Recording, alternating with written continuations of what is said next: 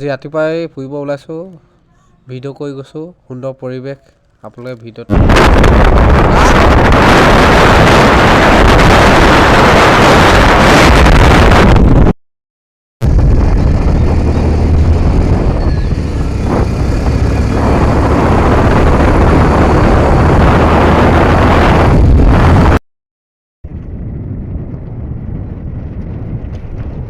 আগত এটা হেৰি আমি শিৱৰাত্ৰিত শিৱ মন্দিৰ আছে পাহাৰৰ ওপৰত আমি তাতে আহোঁ শিৱৰাত্ৰি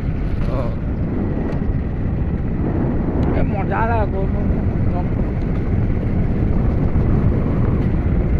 আৰু এইফালে এটা আছে 25 ডিচেম্বৰত মানে গীৰ্জা হয়